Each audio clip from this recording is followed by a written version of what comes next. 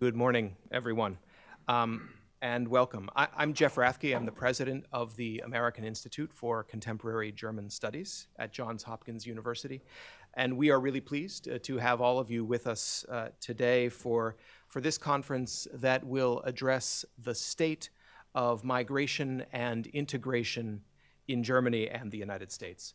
I also want to give a special welcome to those who are joining us via our live stream. We're really pleased to be able to make this available not only to you here in person, but to a larger audience. Today's conference is an effort to deepen understanding about a critical issue that increasingly drives politics and divides our societies.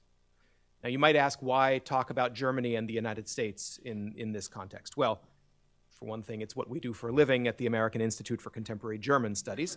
But I think it's also important to point out that the United States and Germany are the two largest recipients of migrants in the developed world, according to data from the OECD.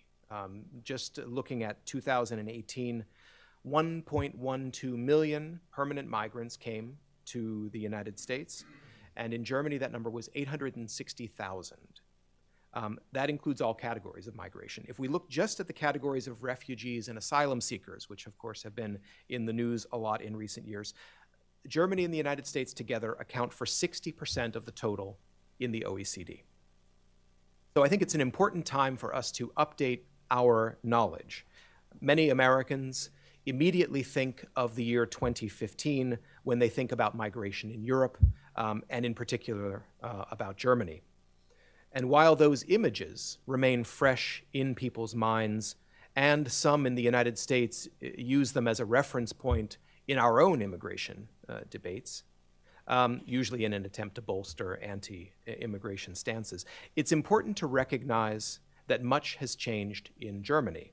The levels and type of migration, the integration of arrivals measured by indicators such as labor force participation, as well as the countries of origin. Germany in 2019 is quite different from just 4 years ago. So anyone who wants to invoke the German experience should talk about where things stand now rather than where they were in 2015. I think it's also striking to observe the polarization of views on immigration.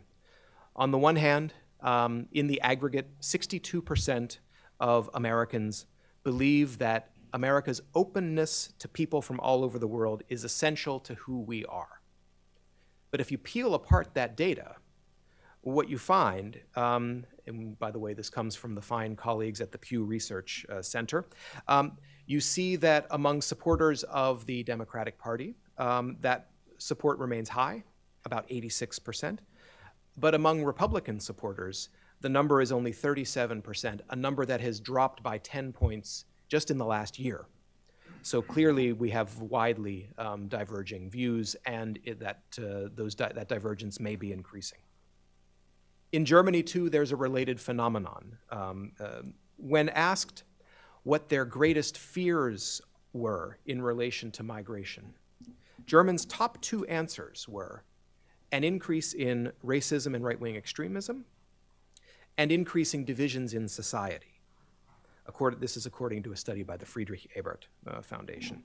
That German uncertainty about themselves is a crucial part of the political and social dynamics of immigration, in addition to the much more direct matter of anti-migrant sentiment or political positions that exist in Germany and that we are familiar with in the US as well.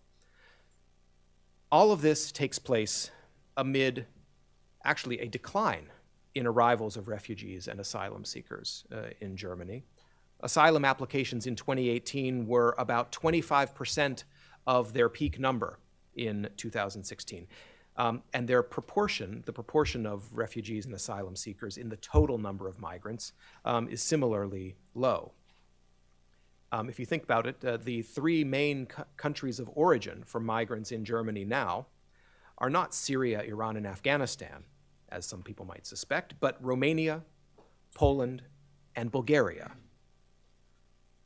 Clearly, the United States and Germany share an experience and are countries that are shaped by immigration. Their successes and challenges have something to tell us not only about these two countries, but may help us understand more generally how modern societies can define the objectives of integration and promote our social and political cohesion. That's why we're very excited to have such an excellent group of scholars, practitioners, and policymakers with us here today. We're going to divide our day into 3 parts. Our first session, which will start in just a few minutes, will look at integration challenges and successes in both countries. And because there are both problems as well as successes to analyze. In the second session, we will zero in on workforce and social aspects of integration. And in the last session of the day, we're going to hear perspectives and lived experiences from 4 excellent participants in our AICGS Leadership Exchange program. Let me point out one change in our program that some of you may have noticed. The State Secretary from Germany's Interior Ministry, Dr. Markus Kerber, has had to cancel his trip to the United States on short notice. His presence in Berlin was required after last week's attempted attack on the synagogue in Halle, in which 2 people were killed. And so, of course, we regret his not being here, and he sends his regrets. We also recognize the importance that he remain in Germany as the country's authorities respond to this shocking and repugnant attack on the Jewish community. And if I could conclude by pointing to one other important reason for our gathering today, something that suffuses everything we do at AICGS. The partnership between the United States and Germany dates back 70 years to the founding of the Federal Republic in 1949, an anniversary we observed earlier this year. And it is central to the ability of the transatlantic community to set priorities and to pursue them together. There's no more important relationship than that between Washington and Berlin and between the United States and Germany. And that means we also have to take account of the changing political, social, and demographic characteristics of both societies if we are to continue to promote that vital partnership. And we must recognize the commonalities of our experience and challenges in order to build durable and effective policies.